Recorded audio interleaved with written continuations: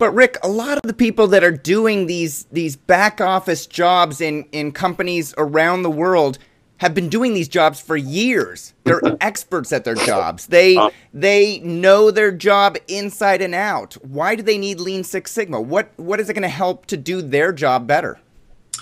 You know, and that's a good question. There are many, I'm going to say, many of the companies I've been to, the people are certainly knowledgeable of their processes. They've been around for a long time, or time sufficient for them to learn their process. And in many cases, the process, or I should say in some cases, the process has actually become dependent upon them. And when they're absent, or when they're sick, or whatever, when they get distracted, that has an impact on the output. I had, when I first got to GE Capital, I hate to keep bringing this up as an example, but many of them are, I think, good examples to answer your questions. When I first got to Capital Mortgage, I went to, I wanted to show the VPs that I was new, but I had a fairly good handle on the mortgage business, and I also had a handle on process improvement, and that our master black belts and black belts could help them. Well, I had a VP in capital markets who told me, Rick, I've been in the business for 20 years. There's nothing you can tell me about capital markets that I don't already know, and so I don't really see how Lean Six Sigma will help me.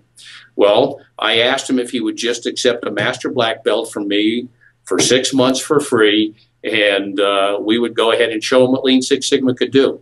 Well, the amazing thing about it was the first project that we did actually netted him $20 million. Okay, now I couldn't have planned it any better. It was just that in capital markets you could do that. Right. $20 million, and he was now an advocate for Lean Six Sigma. And when we would go to meetings and so on, he would be my mouthpiece, because he experienced the fact that lean processes can be improved, that many times we get hung up on the fact that we know everything about the process, and we sometimes get blindfolds, or we narrow our focus in, and we don't see that there's ways we can improve our processes. So I guess my advice would be, people who are embedded in a process, who've been there a long time, who know that process backwards and forwards, need to take a step backwards, take a look at that process, dissect it, see what steps add value, what steps do not add value, what steps have over the years, and I find that in many processes over the years, those steps have now become totally non-value added to the new process, because based on technology changes or government requirements or safety concerns that no longer exist, those steps could be taken out, and the time can be quicker, the quality of the process can be better, and so on. But they need to first look at it and see what their process is capable of doing today, and then the tools and techniques of Lean Six Sigma can enhance those processes. Yeah, fantastic point. And I'll just throw out, because, you know, I did work at GE Power Systems, GE Capital, Citigroup, some of the best run companies in the world. At the times that I worked at them, I was fortunate. You know, Jack Welch named CEO of the century, one of the best business leaders of all time. And I don't say those two things to say that Lean Six Sigma drove those. I say that those companies were the best run companies in the world. They had some of the smartest people in the world, and they realized that they could do their processes better. Regardless of what methodology they used, they could do them better, and they realized that they weren't perfect and that there were ways to improve it. And so they used Lean Six Sigma as a way to do that and to enhance their customer products. I totally agree with you on that. If I could, prior to going to GE Capital, my last 5 years, I had time in the Air Force. In fact, I put a career in the Air Force. And my last 5 years, I was in charge of quality for Air Combat Command, a UGIST organization inside the Air Force.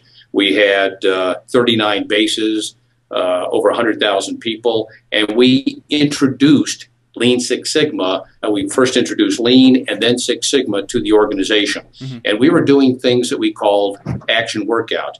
And what we found, those action workouts, which some people call Kaizen blitzes and so on, but we use Six Sigma within that, so we cut down variation.